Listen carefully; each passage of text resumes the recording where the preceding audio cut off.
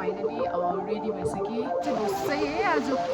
बिग्रियो दिन ठाडो भनेर चाहिँ मैले कहिले गर्नु Sergaon is famous for apple farming everyone welcome back to my YouTube channel again फेरि पनि वेलकम छ मेरो अर्को नयाँ भिडियोमा है अन्त हिजो चाहिँ हामी सेरगाउँ आइपुगेँ हिजोको भिडियोमा देख्नुभयो मेरो कपाल चाहिँ यस्तै छ इग्नोर गर्नुहोस् होला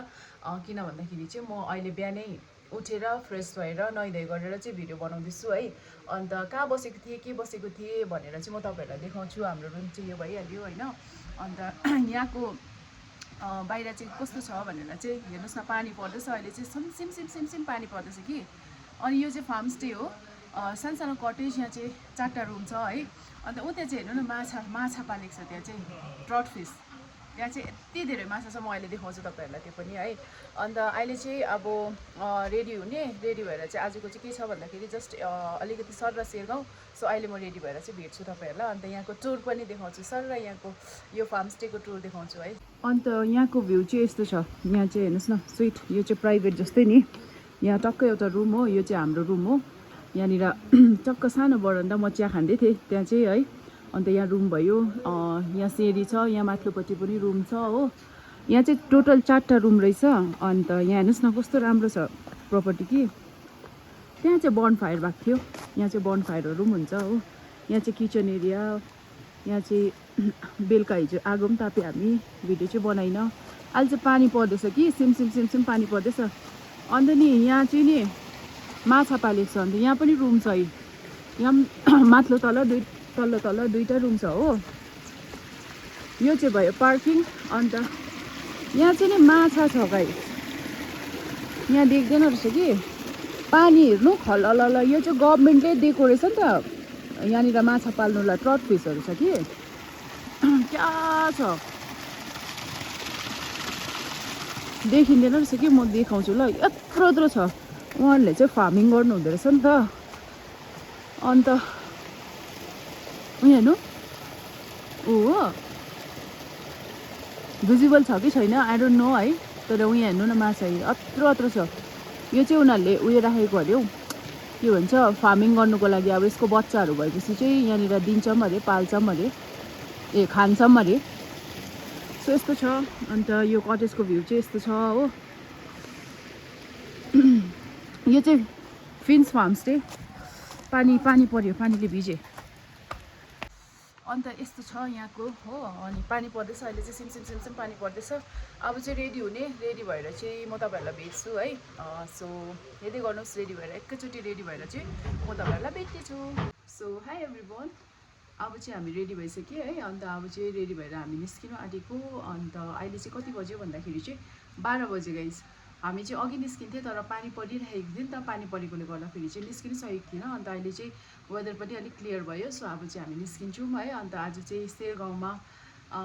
आई डोन्ट नो के हुन्छ देखाउँछु अगाडि भिडियोमा तपाईँहरूलाई है अन्त आज चाहिँ हामी सेरगाउँदेखि चाहिँ बमडिला जाँदैछौँ है आजको स्टे चाहिँ बमडिलामा हुन्छ अब बमडिला चाहिँ कति बेला पुग्छु के पुग्छु त्यो अगाडि भिडियोमा हेर्दै गर्नुहोस् है सो अब चाहिँ निस्किने फाइनली रेडी भइसकेँ हो आजको अहिले म फुल ओटिडी देखाउँछु बाहिर है सो हेर्दै गर्नुहोस् सो अब चाहिँ हामी निस्केको है घाम चाहिँ हेर्नुहोस् न घाम चाहिँ यस्तो लागिरहेको छ वेदर चाहिँ दामी भयो धन्न है लकी वेदर चाहिँ दामी भयो अघि चाहिँ पानी पर्दा चाहिँ ढुस्सै है आज बिग्रियो दिन भनेर सोचेको थिएँ कि धन्न वेदर चाहिँ राम्रो भयो अब चाहिँ हामी निस्केर फर्स्ट चाहिँ अब आई डोन्ट नो कहाँ जान्छु हेर्छु है सो हेर्दै गर्नुहोस् के हुन्छ कस्तो हुन्छ अगाडि भिडियोजहरूमा देखाउँदै गर्छु है त ल यो थियो हामी बसेको चाहिँ फिन्स फार्म स्टे अन्त यहाँ चाहिँ यस्तो थियो लोकेसन चाहिँ ब्युटिफुल थियो सो बाई फोटो दिदिनु न सेरगाउँ चाहिँ यस्तो छ गाइस सो ब्युटिफुल यो डल्लै माथि हेर्नुहोस् न यो चाहिँ सेरगाउँ चाहिँ भ्यालीमा पर्दो रहेछ कि त्यस्तो ठुलो पनि होइन बट एकदमै के भन्नु अब स्विट क्युट त्यही भन्नु होला नि होइन अब क्यामेराले त अब त्यो गर्दैन क्या म त्यही चाहिँ मन पर्दैन नि त क्यामेरा मैले जे देखिरहेको छु त्यो क्यामेरामा आयो भने तपाईँहरूलाई पनि यस्तो साह्रो मजा आउँथ्यो होला कि तर त्यो क्यामेरामा आइदिँदैन नि त अन्त यहाँ पपुलेसन पनि एकदमै कम्ती हो 700 to 800 मात्रै छ अरे यहाँको पपुलेसन चाहिँ घरहरू पनि कम्ती एकदमै दामी। सो हामी चाहिँ यहाँनिर आएको थियौँ एप्पल फार्म है, गभर्मेन्ट हर्टिकल्चर फार्म एप्पलको। तर यस्तो छिटो सक्दो रहेछ कि डल्लै सकेछ होइन, बट स्टिल हामी चाहिँ अब आएको छौँ, हेरौँ के हुन्छ। बाहिर चाहिँ बेच्नु राखेको हुँदो रहेछ कि, तर टिपेर चाहिँ सकेको हुँदो रहेछ। भ्यू हेर्नुहोस् न, यस्तो ब्युटिफुल छ कि भ्यू गाइज। पानी छिटाउनु थाल्यो, फेरि एकछिन पानी रक जस्तो भएको थियो, फेरि पानी छिटाउनु थाल्यो। यहाँ फार्म चाहिँ डल्लै यो भित्र अब त्यो बेबी उयोहरू पनि होला, ट्रीहरू पनि होला त्यहाँनिर एप्पलको हो। अनि लेट्स सी अब के हुन्छ कस्तो हुन्छ।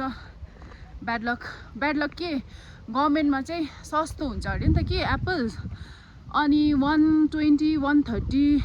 रुपिस पर किलो दिन्छ अरे नि त। त्यसले गर्दाखेरि चाहिँ होडबाजी लाग्छ अरे क्या यहाँ चाहिँ, एकदमै छिटो सक्छ अरे। अन्त अब अहिले सबैलाई यादै छ सेरगाउँ चाहिँ अब मोस्ट टप रेटेड टुरिस्ट प्लेसमै आउँछ होइन। त्यसले गर्दाखेरि चाहिँ टुरिस्टहरू एकदमै भिजिट गर्दो रहेछ, पुरा बेसी हुँदो रहेछ सिजनमा। अब अहिले त सिजन कम्ती भएको अरे एप्पलको सिजन, यो एप्पल सकेपछि चाहिँ अलिक कम्ती हुँदो रहेछ नि त के। सो त्यही हो, अहिले फेरि भेट्छु, भित्र हेर्छौँ। तर पनि है के कस्तो छ, प्राइभेट फार्महरू पनि छ अरे, त्यो पनि हामी एकपल्ट ट्राई गर्नेछौँ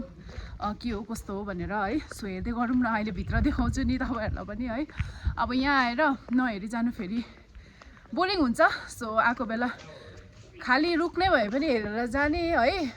यो चाहिँ फार्म रहेछ डल्लै गभर्मेन्ट फार्म। यहाँ चाहिँ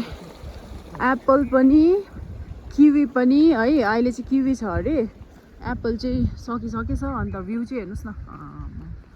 यहाँ चाहिँ अझै एउटा फ्रुट्स पाउँदो रहेछ के फर्सी के अरे, फर्सी मम के भन्ने, फर्सी जस्तै हुँदो रहेछ। यत्रो अहिले देखाउँछु ल, हेर्नुहोस् ल त्यो पनि। अन्त त्यसको चाहिँ यहाँ बेबी प्लान्टहरू पुरै लगाएको रहेछ नि त, बेबी ट्रिजहरू पुरै रहेछ नि त किवीको एप्पलको। अन्त गाइज एप्पल चाहिँ सकेछ, अन्त हामीले न्यू फ्रुट डिस्कभर गरेँ यहाँनिर है। त्यो चाहिँ रहेछ फर्सी मम भन्ने, फर्सी मम के अरे, हेर्नुहोस् न। यो चाहिँ काइन्ड अफ एप्पल जस्तो नै हुँदो रहेछ कि। माथि झन् पुरा छ हौ, फलिरहेको छ। अन्त यो पनि एप्पल जस्तै हुँदो रहेछ खाँदाखेरि चाहिँ, तर दिस इज नट एप्पल होइन। अब कुन चाहिँ फ्रुट हो तपाईँहरूले खानु भएको छैन, मैले चाहिँ फर्स्ट टाइमै देख्नु चाहिँ मलाई याद थिएन यो चाहिँ है। अनि त्यही हो, अब यसको पनि फार्मिङ हुँदो रहेछ, किवी रहेछ तल है। सो त्यति रहेछ अब नि गाइस। फ्रुट्स फार्मिङ सँगसँगै चाहिँ हेर्नुहोस् न, यहाँ गार्डन पनि रहेछ हो, यस्तो ब्युटिफुल, यस्तो दामी। यहाँनिर फोटो पनि खिचेको छु मैले। अन्त अब चाहिँ म के गर्नु जाँदैछु भन्दाखेरि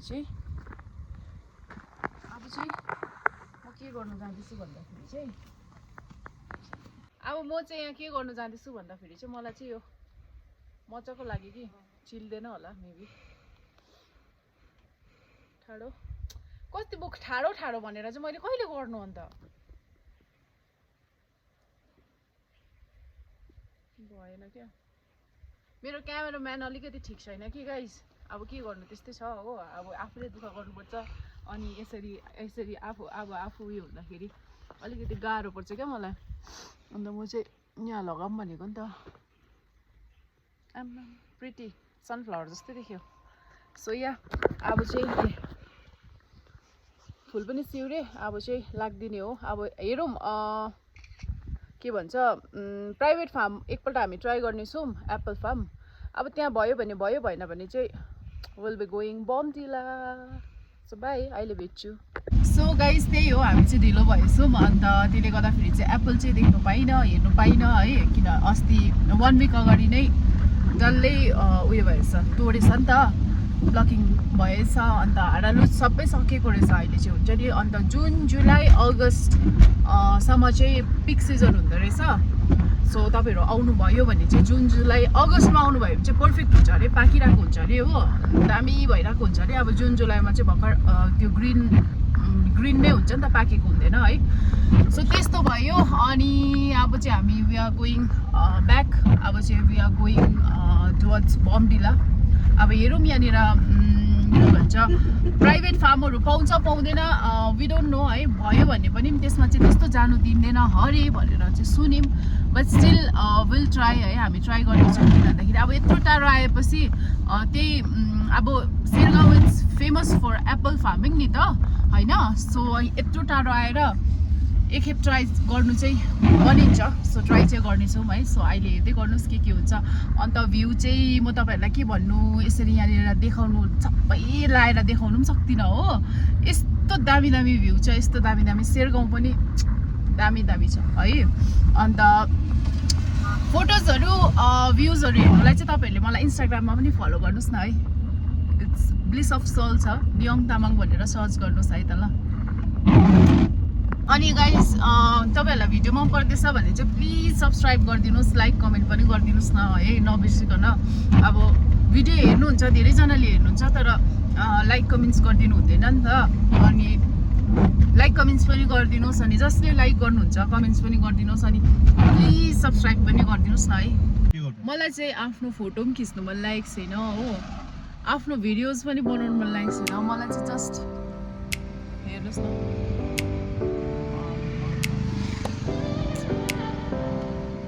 अब भ्यू डल्लै बाटोको भ्यू हेर्नुहोस् ल